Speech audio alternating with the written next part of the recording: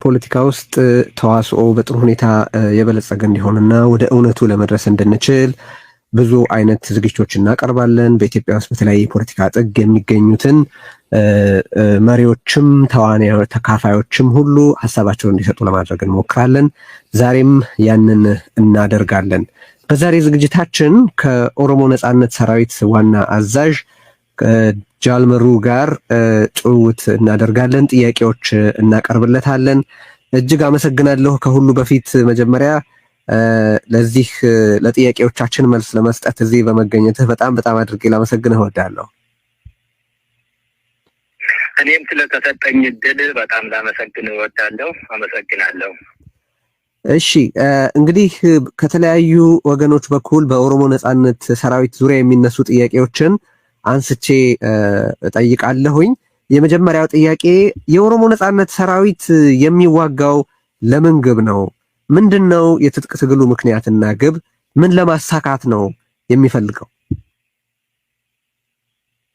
እንግዲህ ይሄ ነገር በተደጋጋሚ እኔም ከኔ በፊትም የነበሩ ታጋዮች እንደገለጹት ብዙውን ጊዜ የሚነሳ ጥያቄ ነው። ለዚህ ጥያቄ ደግሞ ብዙውን ጊዜ የተሰጠ መልስ አለ። የኦሮሞ ነጻነት ሰራዊት ምንም የተለየ ዓላማና ግብ የለውም። የኦሮሞን ሕዝብ ከጭቆና ለማውጣት ዛሬም የተመሰረተ አይደለም። የኦሮሞ ነጻነት ሰራዊት ብዙ ዓመታት በፊት በአባቶቻችን ሲመሰረት በነበረው የግፍ ስርዓት ጭቆና የኦሮሞን ሕዝብ ከባርነት ቀንበር በማላቀቅ ነጻነቱን እንዲጎናጸፍ በአንድ በኩል ኢትዮጵያ ውስጥ የተነፈገውን ማንነቱን አግኝቶ ከኢትዮጵያ ብሔር ብሔረሰቦች ጋር በእኩልነት የተመሰረተ ህብረ ብሔራዊ ኢትዮጵያዊነትን መስርቶ አንድ ላይ መኖር፣ ከዛ በዘለለ ህዝቡ ከፈለገ የራሱን መብት እስከ መወሰን የሚደርስበት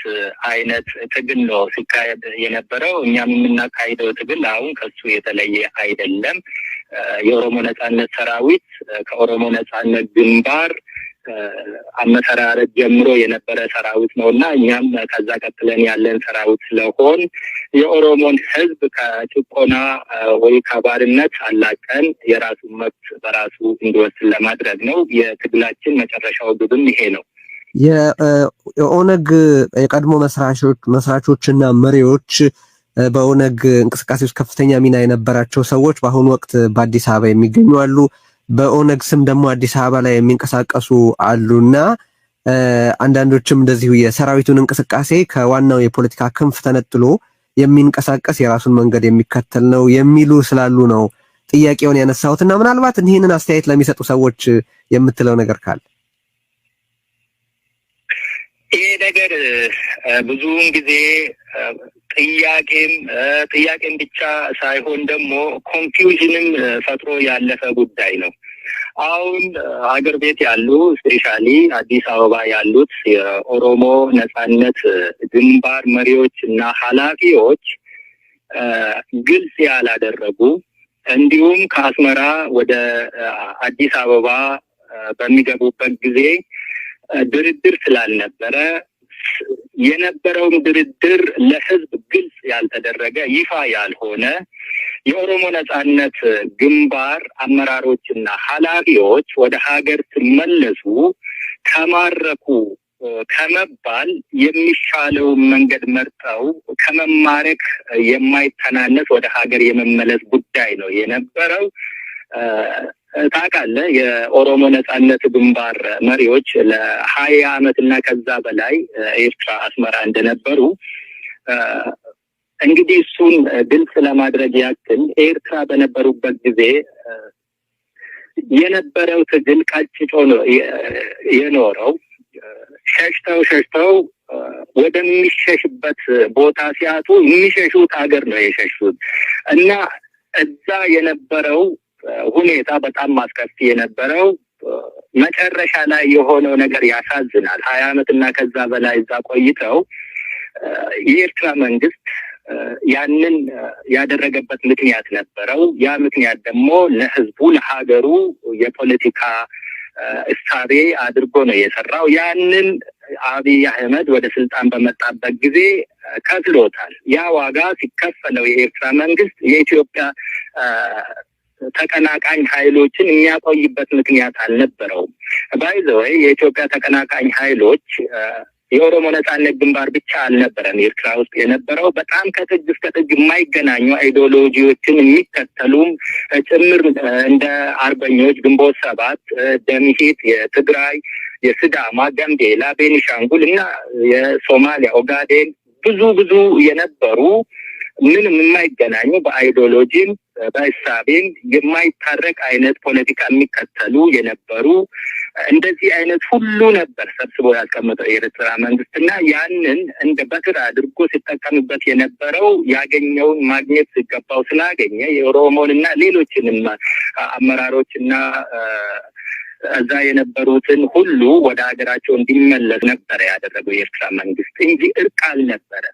እና የኦሮሞ ነጻነት ግንባር መሪዎችም ያን ነበር የገጠማቸውና እንደዚህ አይነት ነገር ሲገጥማቸው ቁጭ ብለው ከኢትዮጵያ መንግስት ጋር ለመደራደር ጊዜም ቦታም ፋታም አላገኙ እና ከመማረክ ይልቅ በእንደዛ አይነት ክብርም ልለው አልችልም ብቻ ኮንፊውዥን ስለነበረ በእንደዛ አይነት ሁኔታ ነበር ወደ ሀገር ቤት የተመለሱት። ያንን ምስጢር እኔ በደንብ አድርጌ ያውቀዋለሁ። እርቅ አልነበረም፣ ስምምነት አልነበረም። የኦሮሞ ህዝብ ትግል መቋጫው በእንደዛ አይነት ልክም የሚቋጭ አይነት አልነበረም። ይሄን ምስጢር ሁሉ ማወቅ እርቅ ስላልነበር፣ ድርድር ስላልነበር፣ የተግባቡበትና የተማመኑበት አንድም አይነት የተቀመጠ ነጥብ ስላልነበር ይሄን ሁሉ ስለምናቅ ሌላው ይቅርና በትግል ላይ የነበሩ እንግዲህ የኦሮሞ ነጻነት ግንባር በግንባር ተመስርቶ በጠመንጃ አፍ ደግሞ የሚዋጋ ስለነበር ያንን ክንፍ ደግሞ የኦሮሞ ነጻነት ሰራዊት ነበር የሚያራምደው እና ሰራዊቱ እንደ ሰው ብዙ ዘመናትን ጫካ ውስጥ ያሳለፈ ህይወቱን የገባ ብዙ እድሜውን የጨረሰ ወጣት ስለ ነገ ዕጣ ፈንታው ራሱ አልተወሰነለትም። ሌላው ይቅርና ስለ ኦሮሞ ህዝብ ነጻነት ይቅርና ስለ ኦሮሞ ህዝብ ከሌሎች ብሔር ብሔረሰቦች ጋር እኩልነት መመስረት ይቅርና ወታደሮቹ ራሱ ስለ ነገ ህይወታቸው ምንድነው የሚባለው የሚሆነው ምንድነው ይሄንን አልመለሰም የኦሮሞ ነጻነት ሰራዊት የኦሮሞ ነጻነት ግንባር አመራር። ስለዚህ አመራር ወደ ሀገር ቤት ስንመለስ እኛ መቆየን ነበረብን። ስንቆይ ደግሞ አመራሮቹ ወደ ሀገር ቤት ስትመለሱ እኛ አይደለም ከነሱ ሰራዊት የለንም የሚል ክደት ነው የመጣው። በዛን ጊዜ ትግሉን ማትረፍ ነበረብንና የኦሮሞ ነጻነት ግንባር እንዲሁም የኦሮሞ ነጻነት ሰራዊት መሪውን በአንድ ላይ አድርጎ መጥቶ በፖለቲካውም በሚሊተሪውም በኩል በአንድ ላይ አራምደን እንድንቀጥል ነው የወሰነውና ስለዚህ ሀገር ቤት ከገባው ጋር ምንም አይነት ግንኙነት የለንም ማለት ነው። እነሱ ከካዱን እለት ቀን ጀምሮ እኛ በራሳችን ኢንዲፔንደንት ሆነን ይሄንን ትግል እያራመን ነው ያለነውና ይሄንን ኮንፊውዥን ሁሉ ጊዜ ደጋግሞ የሚያነሱ ሰዎች ይረዱታል ብዬ አምናለሁ። ለተከታታዮቻችን ግልጽ እንዲሆን ነው ያነሳሁት። ስለዚህ ወደ ኢትዮጵያ አብይ አህመድ ወደ ስልጣን ከመጣ በኋላ ወደ ኢትዮጵያ ከገቡት ሰዎች ጋር አይደለም ወደ ኢትዮጵያ የገባችሁት በራሳችሁ መንገድ ነው ማለት ነው? በፍጹም የኦሮሞ ነጻነት ሰራዊት እኮ ኦሮሚያ ውስጥም ነበር። በዚህ ስፔሻሊ ወደ ምዕራብ አካባቢ ጃለገሰ ወጂ ነው የነበረው። ከሱ መስዋዕት ጀምሮ ነው እኔ እዚህ የነበርኩት። አንዳንድ ጊዜ እና አብይ የተናገረውን የኢትዮጵያ ህዝብ መሞሪ ሾርት ነው ያለውን ታስታውሳለህ። በእርግጥ የኢትዮጵያ ህዝብ ጠዋት ቁርሱን በልቶ ለቀምሳው ስለምራራት ከምሳ በኋላ ደግሞ ለእራቱ ስለሚያስብ ምን አቦኩ ምን ጋገሩ የሚለውን ብዙውን ጊዜ ትኩረት ላይ ሰጥ ይችላልና እንደዛ ግን አይደንቀኝም። ብቻ እሱ ማለት የፈለገው ህዝቡ ሁልጊዜ የሚዋሹትን ትላንት ምን ተናገራችሁ ዛሬ ደግሞ ምን አላችሁ አይነት ነገር እየተከታተለ ወይ ህዝቡ እያወቀን መልስ ስላጣበት ደግሞ ዝም ብሎ ንቆቱን የተወ ነገር ሊሆን ይችላል። ብዙውን ጊዜ ይናገራሉ። ከዚህም በፊት እኔ ለገሰን ለማትረፍ ብዙ ደክም ያለው አብይ አህመድ እኛ በዛን ጊዜ እዚህ ነበር። አሁን ደግሞ መልሶ የኦሮሞ ነጻነት ግንባር አመራሮችና መሪዎች ወደ ኤርትራ ሲመለሱ ግማሹን ይዘው መጥተው ግማሹን ሰራዊት ደግሞ በምዕራብ በኩል አስገቡ ይላል። ይሄ በጣም ፌዘኛ ከዛም በፊትም የነበረ በደቡብ በኩል በምስራቅም በኩል በምዕራብም እንደውም በሰሜን እንዲሁም ደግሞ ሰንትራል ኦሮሚያን ይንቀሳቀስ ነበር። እንዳውኑ ጎልቶ ራሱን ችሎ በመሳሪያ አቅምና በሰው አቅም ተደራጅቶ አይንቀሳቀስም ይሆናል እንጂ የዛን ጊዜም ነበር። እኔ የኦሮሞ ነጻነት ሰራዊት በኦሮሞ ነጻነት ግንባር አመራርነት ተቀላቅዬ ይኸው 19 አሁን ወደ 20 ዓመት እየገፋው ነው እና ከኤርትራ የገባ ኃይል አይደለም እዚህ ያለው እና እንደዚህ አይነት ነገሮች እንግዲህ በአንተ ላይ ተኩሶ የሚገልጸውና አንተም ተኩሶ የምትገለው ተቃራኒ ከቆምከው ሰው እንደዚህ አይነት ነገር ሁሌም ልታገኘው ትችላለህ እና ምንም የሚደንቅ ነገር የለውም። በዚህ ጉዳይ መጨረሻ ጥያቄ ወደ ሌላ ጉዳይ ከመሻገሬ በፊት አብይ አህመድ ቀደም ሲል እንደጠቀስከው ለገሰ ወጊ ለማትረፍ መረጃ ቀብል ነበር የሚል ነገር ተናግሮ ብዙ አነጋግሮ ነበር። እውነት ነው ይሄ ነገር? በፍጹም ያ የተሳሳተ ነው። አብይ አህመድ ለገሰን ለማትረፍ መረጃ ሲያቀብል አልነበረም የኖረው። ለገሰ እንዴት አድርጎ ወደ ወጥመድ ማስገባት የሚችልበትን ሁኔታ ነው የፈጠረው እሱ። ይህንን ነገር ከዚህም በፊትም አንድ ሚዲያ ላይ ተናግሬ ነበር። ግን ያ ሚዲያ ኦሮሞ ነጻነት ግንባር አመራሮች ክብር ስል አላስተላልፈውም ብሎ ያስቀረው ነበር። እንዴት ነው የሆነው መሰለ ወንድሜ? ከዚህም በፊት እንግዲህ ታውቃለህ የሞባይል ስልኮች ባልነበሩበት ጊዜ ኮሚኒኬሽን በጣም ይከብድ ነበርና የሞባይል ስልኮች ኢትዮጵያ ውስጥ መስመር መዘርጋት ሳይጀምሩ ሳተላይት ፎኖች ነበሩና የጃን ለገሰ ሳተላይት ፎን አይሰራም ነበር።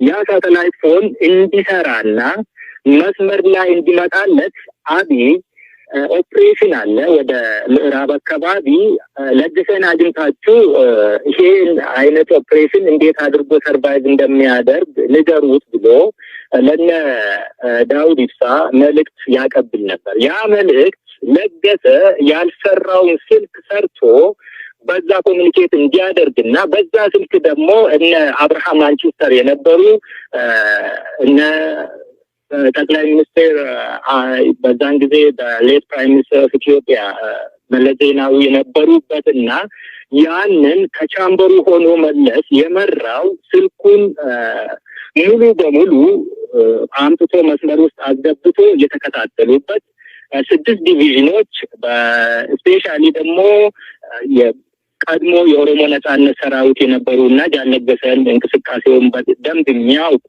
ግን ኦፒዲዮ የሚባለው በዛን ጊዜ ድርጅት ኦህዴድ እዛ የተጨመሩ እነዛን አዋቅሮ ለ3 ሳምንታት በዛ ስልክ ተከታትሎ ነው ጃን ለገሰን ሊያገኙት የቻሉት። ስለዚህ አብይ አህመድ ጃን ለገሰን አስገደለው እንጂ ከመገደል አላዳነውም። ይሄ ነው ትክክለኛው መረጃ፣ ይሄ ነው እውነቱ። ወደ ሌላው ነገር ልሻገር።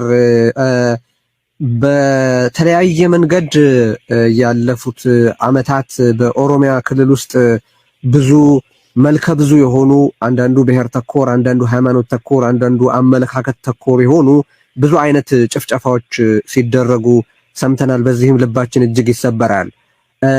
የኔ ጥያቄ ላንተ እንግዲህ በተለያዩ ዓለም አቀፍ ተቋማት መንግስትንም የኦሮሞ ነጻነት ሰራዊትንም ብሔር ተኮር ጭፍጨፋዎችን በተመለከተ ተጠያቂ የሚያደርጉ ሪፖርቶች ይወጣሉ።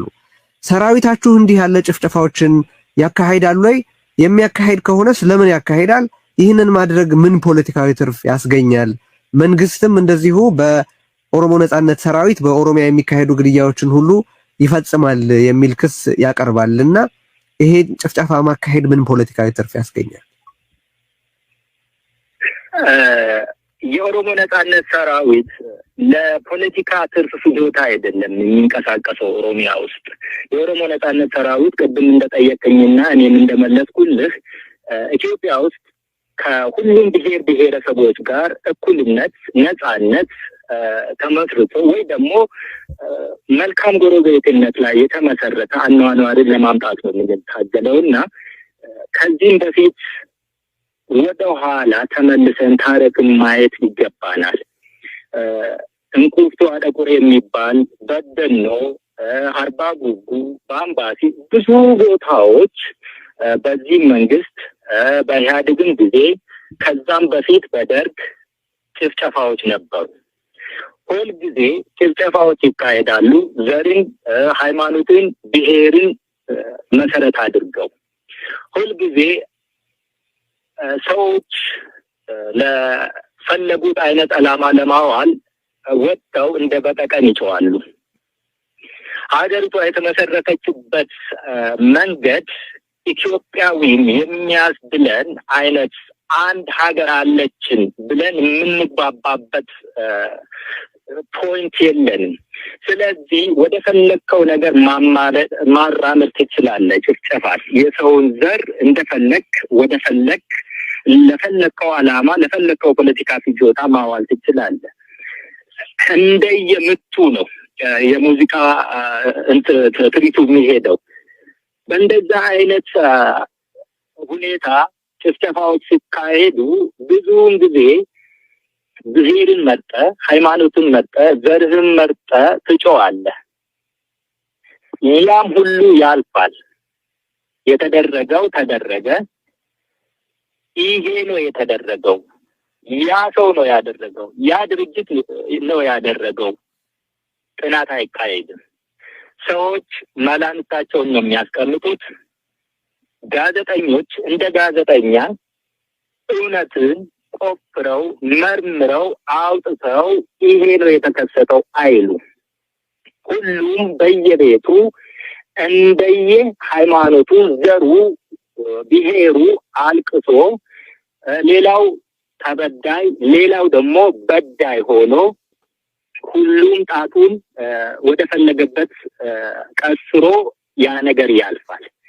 በእንደዚህ አይነት ሁኔታ እና በእንደዚህ አይነት አቋም ነው እንግዲህ ኢትዮጵያ እየኖረች ብዙ ችግሮችን እያለፈች እኛ አሁን ባለንበት በራሳችን ጊዜ የራሳችን ጄኔሬሽን አሁን የኔ እድሜ ላይ ያሉ ትውልድ ቦታ የደረስ ነው። በእንደዚህ አይነት መልኩ ጭፍጨፋዎች ሲካሄዱ የኦሮሞ ነጻነት ሰራዊት እንዲሁም ሌሎች መንግስትን የሚወጉ ነፍጥ ያነገቡ እንዲሁም መንግስት ራሱ ሲወነጃጀሉ የኖሩት አንድን ጊዜ ግን ይሄ ነው የተከሰተው ኢትዮጵያ ውስጥ ተብሎ ተነግሮን አያውቅም። በእንደዚህ አይነት ሁኔታ አሁንም ኢትዮጵያ ውስጥ ጭፍጨፋዎች ይካሄዳሉ። ንጹሃን ሰለባ የሆኑ ነው። ይሄንን ለታሪክ ልተወውና በቅርብ ጊዜ እየተደረገ ያለው በሰሜን የሀገሪቷ ክፍል ጦርነት ነበር። በዛን ጊዜ ጦርነት የህዝብ ማዕበል አደራጅተን ሂውማን ዌቭ ሞቢላይዝ አድርገን የቲፒኤልኤፍን ወደ መጣበት ጉድጓድ መልሰነዋል የሚል ፉከራ ነበረ። በብዙ ሚዲያዎችም አንተም ታስታውሳለህ ብዬ ተስፋ አደርጋለሁ። ያንን በሰሜን ውስጥ ያገኘነውን ድል ወደ ምዕራብና ደቡብ ኢትዮጵያ አምጥተን የህዝብ ማዕበልን በማዘጋጀት የኦሮሞ ነጻነት ሰራዊትን ማሸነፍ እንችላለን።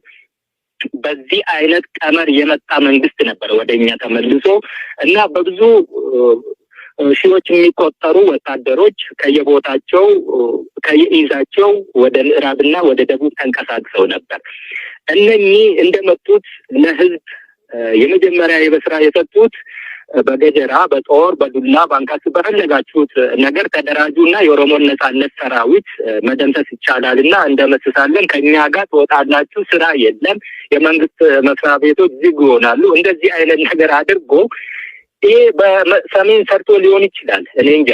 ግን እዚህ እየተደረገ ያለው የኦሮሞ ህዝብ ትግሉ ውስጥ ያለበት ራሱ መስዋዕትነትን እየከፈለ ያለው እየተፈናቀለ እየሞተ እየታሰረ ቤት ንብረቱ እየተዘረፈ እየተቃጠለ ያለው እዚህ ያለው ትግሉ ከህዝብ ጋር የሆነ ትግል ስለሆነ ያ ሊሳካ አልቻለም። ከዚህም በፊት ሰምተህ እንደሆነ መረጃ ሊኖር ይችላል እንደ ጋዜጠኛ የአማራ ሴትለርስ አማራ እዚህ ሰፍረው ያሉት ኦሮሚያ ውስጥ ይታጠቁ ተብሎ ትጥቅ ሲሰጣቸው ነበርና አሁንም ሌላ አዲስ ትጥቅ ይከፋፈል ነበር። እንግዲህ እናንተ ኢትዮጵያ ያዳናችሁ፣ ኢትዮጵያን ከመፍረስ ያስተረፋችሁ ጀግናና ኩሩ ህዝብ ስለሆናችሁ በሰሜን ያገኘነውን ድል እንደዚህ አይነቱን እዚህ ኦሮሚያ ውስጥ መድገም አለብን ተብሎ ኢመደበኛ ያልሆኑ አደረጃጀቶችና ትጥቆች ሲከፋፈሉ ነበር። ይሄንን ልብ አድርግልኝ። ሌላው ጋቸነ ስርና የሚባል የስርዓቱን ከጥፋት የሚከላከሉ የስርዓቱ ሺልድ ተብሎ በኦሮሚያ ክልላዊ መንግስት የተመሰረቱ ነበሩ። እነኚህ ደግሞ ሙሉ በሙሉ ሪቤሎላ ወይም ደግሞ ፍሪደም ፋይተርስ አድርጎ ነው የሰሯቸው። ጸጉራቸው ሂውማን ሄር ወይ ደግሞ ሰው ሰራሽ ጸጉር ተሰጥቷቸው፣ አለባበሳቸው፣ አካሄዳቸው፣ ሁሉ ነገራቸው የኦሮሞ ነጻነት ሰራዊትን መስሎ ነው የተሰሩ። ይሄ ሁሉ ነገር ሌላው ሶስተኛው ደግሞ መንግስት የለም። ሚሊሻው፣ ፖሊሱ፣ ወታደሩ ሁሉ ነገሩ ጠመንጃ እየጣለ እየሸጠ በፈለገበት ሰዓት የፈለገ ነገር ያደርጋል፣ ትቶትም ይሄዳል። ሀገሪቷ ውስጥ ስራ የለም። ወጣቱ ተምሮ ስራ ሊያገኝ አልቻለም። ስራ አለማጣት ብቻ ሳይሆን ደግሞ ወጥቶ ለመግባት ሰላም የለውም እና ጠመንጃ እየተትረፈረፈ በመጣ ቁጥር የኦሮሞ ወጣትና ሌሎችም የኢትዮጵያ ብሔር ብሔረሰቦች ወጣቶች ላይ ጠመንጃ ወጥቋል። መንግስት ይሄንን መቆጣጠር ስለማይችል፣ የራሱን ስርዓት መቆጣጠር ስለማይችል፣ ፖሊሱም ሚሊሻውንና ወታደሩን መቆጣጠር ስለማይችል በዚህ መልኩ ጠመንጃ የማንም እጅ ላይ ወጥቋል። የመንግስትን ስራ እየተወጣን ያለን እኛ ነን። መንግስታዊ መዋቅር ያለን እኛ ነን እንጂ መንግስት አሸባሪ ነው። አብይ አህመድ ይሄንን ተናግሯል። ብቻ ለሱ ምንም አይቸግረውም መልሶ ለመናገር። ለምን የኢትዮጵያ ውስጥ የኢትዮጵያ ህዝብ እሱ እንዳለው ሾርት መሞሪያ ነው ብሏል። እና ከዚህም በፊት አሸባሪዎች ህዝብን የሸበርነው እኛ ነን ብሎ ነበር እና ያንን መልሶ ደገመው። ይሄ ሁሉ ባለበት እኛ ጠመንጃ የትም ወድቆ ባለበት በእንደዚህ አይነት መልኩ ኦሮሚያ ውስጥ ኦሮሚያ እንደ ሌሎች ሀገሮች ፌልድ የሆኑ ስቴቶች አይነት እጣ እንዳይገጥማት በጣም ተጠንቅቀን ነው እየሰራን ያለን። መንግስታዊ መዋቅር ነው ልትል ትችላለህ እንጂ እንደ ደፈጣ ተዋጊ አይነት ግሩፕ አይደለንም። እንደው የመንግስትን ስራ እየሰራ መንግስት ደግሞ የሽብሩን ስራ እየሰራ ትግላችን በጣም አሰልቺ እንዲሆን ህዝብ እንዲያልቅ የኛ ስም በጣም እየተለሸ እየጠቆረ እንዲሄድ በራሳችን ጊዜ ይሄንን ትግል በቃ እንድንል እያደረገ ነው መንግስት። ስለዚህ በእንደዚህ አይነት መልኩ ነው ህዝብ እየተጨፈጨፈ ያለው እና አይተሃል የከረዩ አባገዳዎች ላይ የደረሰውን ጭፍጨፋ የኦሮሞ ነጻነት ሰራዊት ነው ያደረጋሉ። በራሳቸው መልሰው በራሳቸው ሚዲያ በራሳቸው ሰው ደግሞ አይደለም የኦሮሞ ነጻነት ሰራዊት ይሄንን አላደረገም ያደረግነው እኛ ነን ብለዋል። እንግዲህ ስለዚህ አሁን የነገርከኝ እንዳለኸው መንግስት የራሱን መሰል ሚሊሻዎች አደራጅቶ እንደ አብዮት ጠባቂ አይነት ይመስላል የራሱን ሚሊሻዎች አደራጅቶ ነው እነዚህን ጭፍጨፋዎች እየፈጸመ ያለው ነው ወይስ እሱ ላይ ግልጽ አድርግልኝና። በትክክል እንደዚህ ነው። የኦሮሞ ነጻነት ሰራዊት ትላንት ሲባል የነበረው 5 ሰዎች ከፖሊስ ጣቢያ ጠመንጃ ሰርቀው ያውም ሰባራ ጠመንጃ ሰርቀው በስርዓት የለሽነት ተደራጅተው መንግስትን እያሸበሩ ነውና በአንድ ሳምንት በሁለት ሳምንት እናጠፋለን እንደዚህ አይነት ነገር አቶ ለማ መገርሳ በነበሩበት ጊዜ ጀምሮ እስካሁኑ ጊዜ ድረስ እንደዛ ሲባል ነበርና በሳምንት እናጠፋለን በሁለት ሳምንት እናጠፋለን አይነት ሲባል ነበር። ያ አልጠፋም። 5 ሰው ወይ ሰባራ ጠመንጃ ይዞ መንቀሳቀስ ብቻ አይደለም። የኦሮሞ ነጻነት ሰራዊት በሰው ኃይልም በመሳሪያ ኃይልም ከትናንሽ እስከ ከባድ መሳሪያዎች ከመንግስት ወታደሮች እጅ እየወሰደ መስዋዕት ከፍሎ ደምና አጥንቱን ከስክሶ እየወሰደ ራሱን ወደ አቋም ያለው ሰራዊት አሸጋግሯል።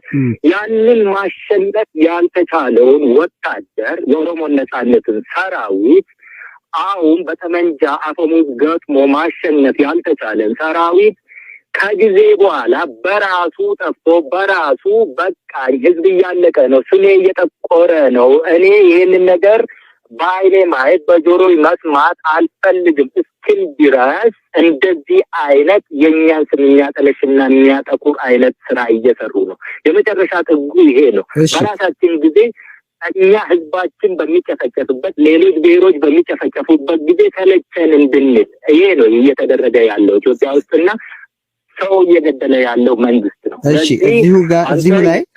እዚሁ ላይ የኔ ጥያቄ ምንድነው እንግዲህ በቀደም ሲል እንዳልኩት የመንግስትን ክስ እንተውና በዓለም አቀፍ ድርጅቶች ዘንድ በኦሮሚያ የሚንቀሳቀሱ ታጣቂ ቡድኖች በህብረተሰብ ላይ ጭፍጨፋ እንደሚፈጽሙ እየዘገቡ ነው። በተጨማሪም በምስክርነት የሚሰጡ በአካባቢው ምስክርነት የሚሰጡ ሰዎች በኦሮሞ ነጻነት ሰራዊት ግድያ እንደተፈጸመባቸው በተለያየ ጊዜ ይናገራሉና እዚህ እንኳን በርዕዮት አንዲት የኛ ባልደረባ ቤተሰቦቿ በከፋ ሁኔታ በአሰቃቂ ሁኔታ እንደተገደሉባትና በዚህም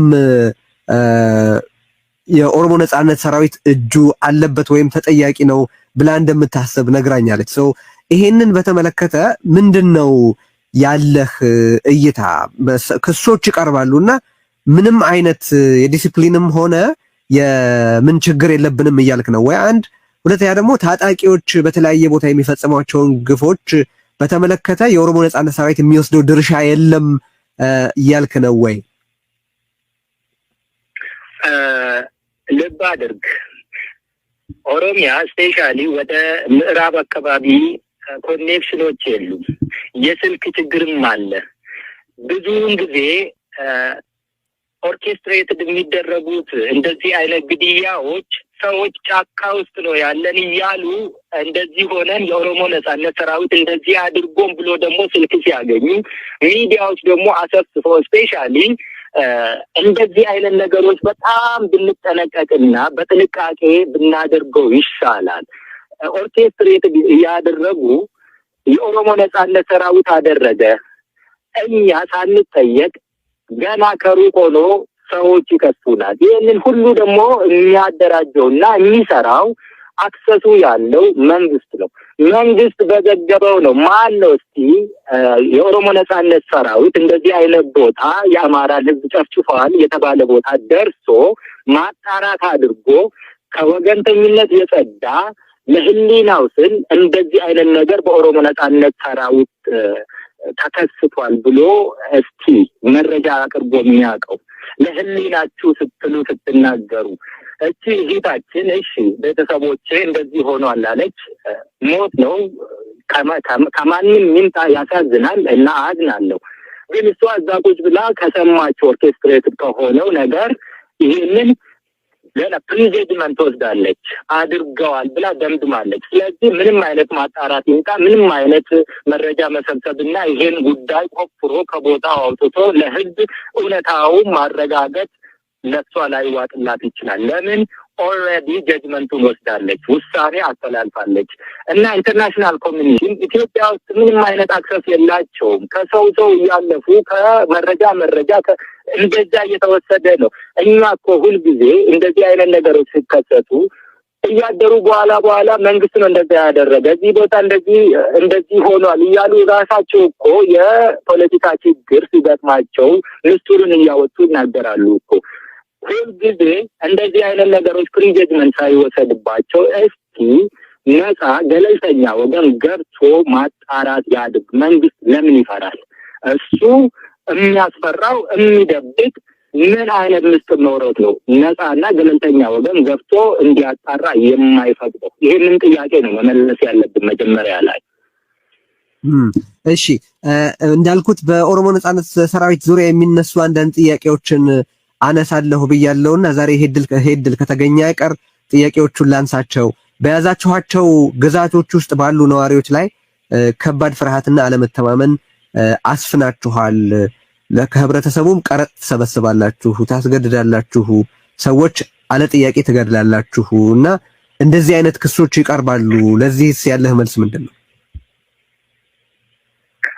በዚህ ምድር ላይ እኔ በታሪክም ይሆን ተወልጄ እስካለው እድሜ ድረስ ህዝብን ተዋግቶ ያሸነፈ መንግስትም ህዝብን ተዋግቶ ያሸነፈ ቡድንም ሌላም ከህዝብ ጋር ቅራኔ ውስጥ ገብቶ ህዝብን ያሸነፈ ምንም አይነት ቡድን የለም እዚህ ዓለም ላይ። አንተ እንግዲህ ታሪክ አጣቅሰህ ከነገርከኝ እቀበላለሁ። አሊያ ኦሮሚያ ውስጥ ብዙውን ጊዜ እኛ እንንቀሳቀሳለን።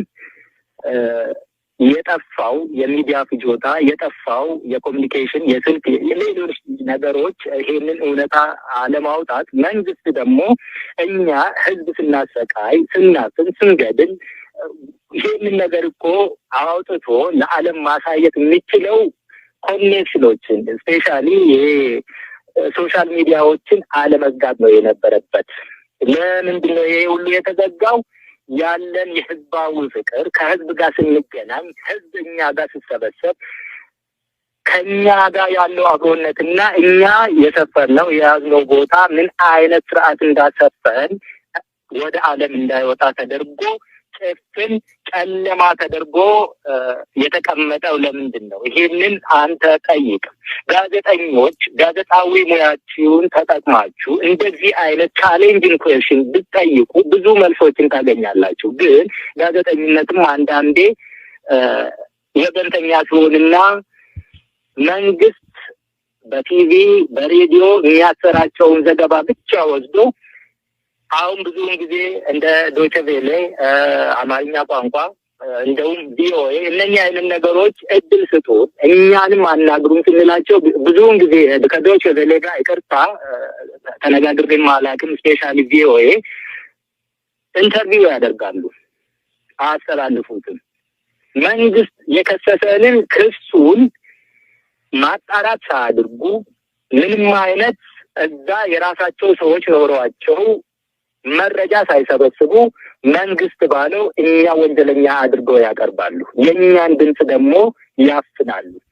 ኢትዮጵያ ውስጥ እንደዚህ አይነት ነገሮች ከስረ መሰረቱ ነቀርሳ ሆኖ ያለ ነገር ህዝቦች ወደ መባላት፣ ወደ መጫረስ፣ ሀገሪቷ ወደ መበታተን ያደርሳሉ።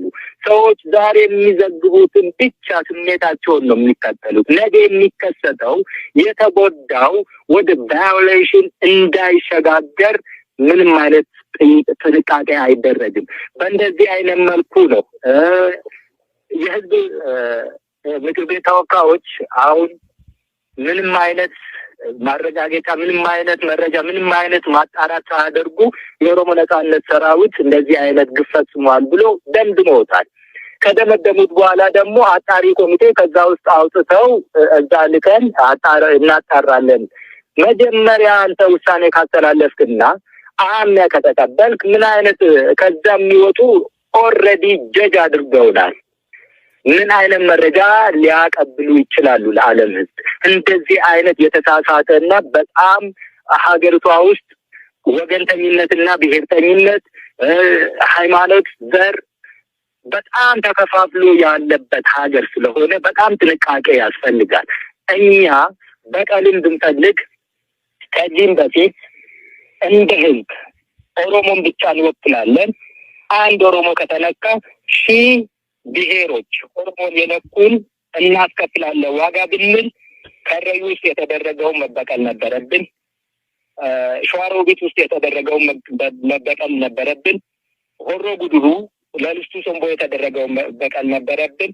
የኦሮሞ ተማሪዎች ዩኒቨርሲቲዎች አማራ ክልል እና ሌሎችም ተመድበው ከፎቅ የተወረወሩ ጊዜ መበቀል ነበረብን።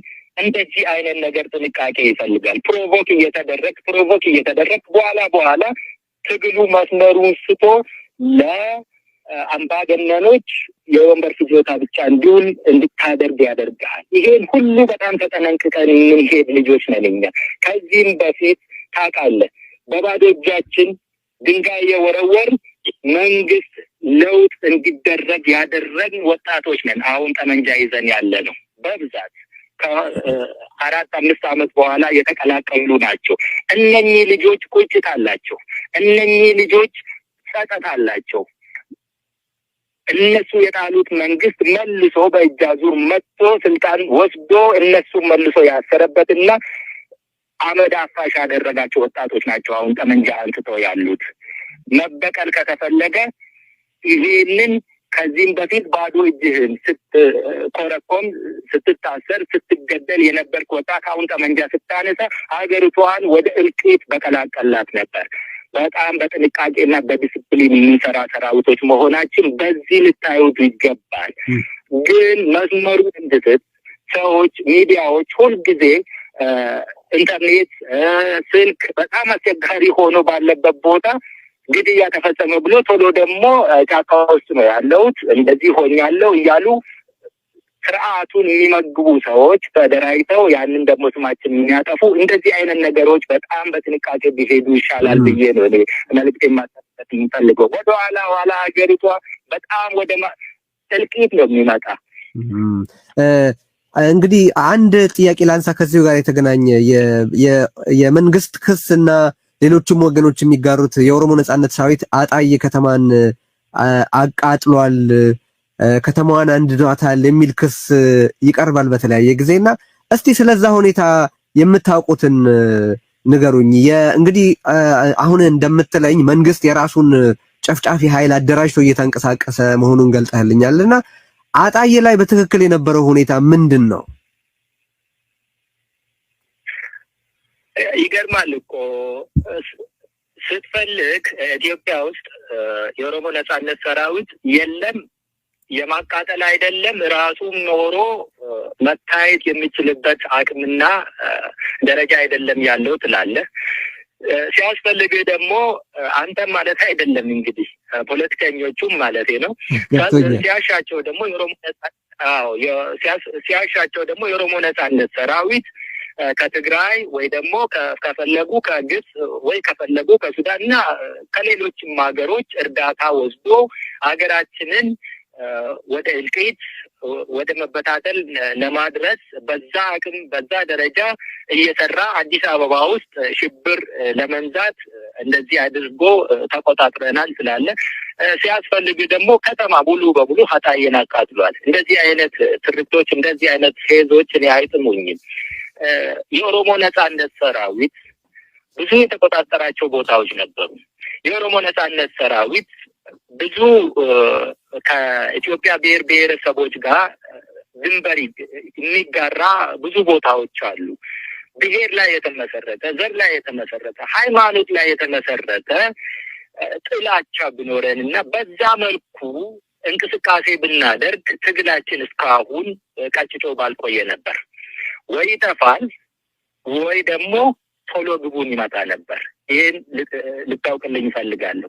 ለምን እኛ እንደ ኤሊ በጣም ዘመናትን ወስዶ ብዙ አመታትን ወስዶ ብዙ እንቁ ልጆቻችንን መስዋዕት አድርገንበት በጣም እየዘገየ የሄደው ከግቡ ሳይደርስ በጥንቃቄ የምናደርጋቸው ለምን ኢትዮጵያ ውስጥ ኦሮሚያ በቆዳ ስፋትም በህዝብ ብዛትም ከሁሉም ብሔር ብሔረሰቦች እና ክልሎች ጋር ከመዋሰኗም የተነሳ እናም ደግሞ ለሀገሪቷ የምትሰጠው ሪሶርስ ብዙ ጠላቶች ስላሉ ብዙም ደግሞ ሀገሪቷ ውስጥ የራሳቸውን ሰልፍ ኢንተረስት ለማስከበር ሀገራትም ሌሎችም ነገሮች ስላሉ ከግቡ ለማድረስ በጣም የተለየ ሰው መሆን ያስፈልጋል።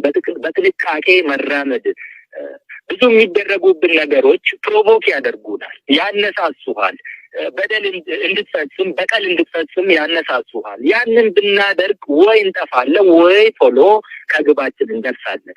ለምን እልሃለሁ? ይሄንን ሁሉ ብሔሮች ላይ ሃይማኖት ላይ ዘር ላይ አተኩረ ከሰራ ጠመንጃም አያስፈልግም፣ ጥይትም አያስፈልግም። ይሄንን እኔ የኦሮሞን ህዝብም ይሁን ሌሎች ብሔር ብሔረሰቦች ኦሮሚያ ውስጥ ያሉ የያዝናቸው ቦታዎች ላይ ቪዲዮውን ፈልገ ማየት ትችላለህ።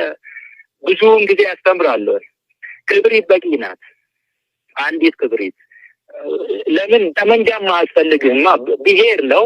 ህፃን አትልም፣ አዋቂ አትልም፣ ሽማግሌ አትልም፣ ወጣት አትልም። አያቅትም። መለየት ስለማያስፈልግህ በመደዳ ስለምትጨርስ ብዙ ሪሶርስ አይወስድብህም። እናም ወይ ቶሎ ሁሉም ያወግዝና ትጠፋለህ፣ ከመስመር ትወጣና የምትታገልለት ህብረተሰብ ራሱ የኦሮሞ ህዝብ ራሱ ይጠላናል። አንተ ቅድም እንዳልክ ኦሮሚያ ውስጥ እኛ ስንንቀሳቀስ ህዝብ ትበድላላችሁ። ህዝብ መበደል ከህዝብ ጋር ውጊያ ማድረግ፣ ህዝብን መጨቆን፣ መንቀሳቀስ አንችልም። እኛ እስካሁን የቆየነው የኦሮሞ ህዝብ በልቡ ውስጥ አምቆ ስለያዘን ነው፣ ቦታ ስለሰጠን ነው። ስለዚህ ሌሎችም ብሔር ብሔረሰቦችም ላይ እንደዛው ነው እና ሀጣዬ ላይ ውጊያ ነው የነበረው። ኢትዮጵያ ውስጥ አማራ፣ ኦሮሞ፣ ትግሬ፣ ጋምቤላ፣ ቤኒሻንጉል፣ ሱማሌ፣ ሲዳማ፣ ወላይታ ሁሉም ቦታ የየራሱን የሚያደራጅ ቡድን አለው። መንግስት የሚባል ከፌደራሉ አዲስ አበባ ተቀምጦ ያለው ሁሉንም አግባብቶ በመንግስታዊ መዋቅር መቆጣጠር ያልቻለበት ደረጃ ላይ ነው ያለው እና የአማራ ክልል እንዴት አለ እንዲህ ነው፣ የኦሮሞ ክልል እንዴት አለ እንዲህ ነው። የየራሱን አደራጅቶ አፈንግጦ እየወጣ የፈለገውን ነገር ማድረግ የሚቻልበት ጊዜ ላይ ደርሰናል። ሰዎች ሁልጊዜ አንድ ቦታ የተከሰተን ነገር ከስረ መሰረቱ ሄዶ የተጎዳን ተበድያለሁ ያለን ሳያናግሩ የማያገባውንና በቦታው ያለውን ነው የሚያስጨውት። አንዱ እንደ በቀቀን ይጮሃል፣ ሌላው ደግሞ እንደ ቁራ ተቀብሎ ያስተጋባል። እንደዚህ አይነት ህብረተሰብ ውስጥ ነው ያለነውና እንደዚህ አይነት ህብረተሰብ ውስጥ ባለንበት ሁኔታ የምናካሄደው ትግል የተለየ ሰው መሆን ያስፈልጋል ያልኩበት ምክንያት ይሄ ነው። ስለዚህ አጣዬ ላይ የተደረገው የቤት መቃጠል፣ ከተማዋ ማቃጠል፣ ጭሱ ቦግ ብሎ ሲወጣ እኮ ቪዲዮ ላይ እኔም አይቼዋለሁ። የኦሮሞ ነጻነት ሰራዊት እንደዛ አይነት ነገር የሚያደርግበት ምክንያቱም የፖለቲካ ፍጆታም የለውም። ስለዚህ በውጊያው ተካፍሎ ነበር፣ በአካባቢው ውስጥ ነበረ ወይስ ይህንን ማን አደረገው ብለህ ትገምታለህ? እዛ እኮ የተደረገውን ታስታውስ እንደሆነ የዛኔ የነበረው ውጊያም ታስታውስ እንደሆነ የኦሮሞ ነጻነት ሰራዊት እኮ እዛም አልቀረበም። ውጊያ የተደረገው ስንት ኪሎ ሜትር ላይ ነው? ከተማ የተቃጠለችው ከውጊያው ቦታ ስንት ኪሎ ሜትር ላይ ነው? እና እንዴት ተደርጎ ነው ከተማ ገብቶ ማቃጠል የሚችለው የኦሮሞ ነጻነት ሰራዊት? ከተማዎችን ማቃጠል ከፈለገ ደግሞ ብዙ ኪሎ ሜትሮችን እኮ ድንበር እንጋራለን ከሌሎች ብሔር ብሔረሰቦች ጋር። ያንን ያነሳውልህ እኮ ለዚህ ነው። ከብዙ ክልሎች ከብዙ ብሔር ብሔረሰቦች ጋር የኦሮሞ ነጻነት ሰራዊት እንደ ሀገርም የኦሮሞ ህዝብ ድንበር ይጋራል። ያንን ማድረግ ከፈለግ ብዙ ቦታዎች ላይ ማድረግ እንችላለን። ለምን የሚለው ደግሞ ስለማያስፈልገን አናደርገውም። ስለዚህ ሁልጊዜ እንደዚህ አይነት ነገሮች ሲፈጠሩ ቶሎ ወደ አንድ ቡድን እጅ ቀስሮ ሁሉንም ነገር እዛ ላይ መከፍተፍ ሳይሆን አጣሪ ቡድን ለማንም ገለልተኛ ለማንም ወገንተኛ ያልሆነ ገለልተኛ አጣሪ ቡድን ተመስርቶ ይህንን ሁሉ ቢያጣራ እኛ ሁልጊዜም በራችን ክፍት ነው፣ ፍቃደኞች ነን የምንለው። መንግስት የተባለው አምባገነኑ ደግሞ ለምንድን ነው ይሄ እንዳይደረግ ሁልጊዜ ሲወተወት ሲለመን ይሄንን የማያደርገው? ምን ምስጢር ብደብቅ ነው? ኢትዮጵያ ውስጥ ያለው ብዙ ቡድኖች ያሉት እንደዚህ አይነት ነገሮች ማጣራት ብደረግ የሚወጣ ነገር ስላለ ያ ምስጢር እንግዲህ እንደተቀበረ እንደተቀመጠበት ነው ያለው። ስለዚህ እኛን አይመለከተም ልልህ ይፈልጋለሁ። እሺ፣ ገለልተኛና አጣሪ ኮሚሽን መጠየቅ በጣም በጣም ጥሩና ትክክለኛ ነገር ነው ብዬ አስባለሁ። እንደተባለውም ገለልተኛና አጣሪ ኮሚሽን እንዳይኖር የሚፈልግ የሚደብቀው አንዳች ነገር ያለው ነው የሚለውንም በሚገባ የምቀበለው ነገር ነው። እንደው አንዳንድ ነገሮች ግልጽ እናደርግ ለርዕዮት ተከታታዮች፣ እጅግ በርካቶች ናቸው ይህንን የሚከታተሉትና እንደው ለሰው በኦሮሚያ ውስጥ በአሁኑ ወቅት ከመንግስት መደበኛ ኃይሎችና ከኦሮሞ ነጻነት ሰራዊት ውጪ በኦሮሚያ የሚንቀሳቀሱት ታጣቂዎች እነማን ናቸው? የትኞቹ ናቸው? አሁን ቀደም ሲል በጥቅሉ መንግስት ያደራጃቸው ያልካቸው አሉ። በመግለጫዎቻችሁም ላይ የሆነ አንድ የሚሊሻ ቡድን ጠቅሳችሁ ነበር። የሲራና ሚሊሻዎች እርግጠኛ አይደለሁም በትክክል እንዳልኩት፣ ይቅርታ ጠይቃለሁ ከተሳሳትኩኝ። ግን እስቲ ያሉትን ታጣቂዎች እንቅስቃሴ ከእናንተና ከመንግስት መደበኛ ኃይሎች ውጪ ያሉት እነማን ናቸው? ይሄንን እኮ እኔ አልነበርኩም መናገር የነበረብኝ። አጣሪ ቡድኖች ቢኖሩና አክሰስ ቢኖራቸው ህዝብ ቢጠይቁ ህዝብ በፈረደ ነበር። ኢመደበኛ የሆኑ በጣም ሁልጊዜ ይደራጁና መንግስት ያደራጅና ለአንድ ጉዳይ ማስፈጸሚያ ያውላል። ከዛ በኋላ ይበተናሉ። እንደዚህ አይነት መደበኛ አሰራሮች፣ እንደዚህ አይነት መደበኛ አደረጃጀት ቡድኖች የሚደራጁት ፌዴራሉም ሲፈልግ በራሱ መዋቅር ውስጥ ማዘጋጀት ያለበትና አንድ ማድረግ ያለበት ነገር ካለ ስፔሻሊ አሁን ሃጫሉ ሁንዴሳ እንደተገደለው አይነት ቡድኑን መናገር አልፈልግም። ለአሁኑ ያለኝን መረጃ ምን ያህል አውቄያለሁ የሚለውን መናገር ስለማልፈልግ የፌዴራል መንግስት ያደራጃል። ለምን መናገር አልፈለግክም? ሃጫሉን የገደለውን ቡድን በተመለከተ ሃጫሉን የገደለን ቡድን አሁን ከተናገርኩ ያ ቡድን ምን ያህል እንደታወቀና ምን ያህል እንደተነካበት እንዲያውቅ ስለማልፈልግ እንጂ ሙሉ መረጃ አለኝ እኔ። ሃጫሉ የተገደለ ማን ነው የገደለው? ማን ነው ያቀደው?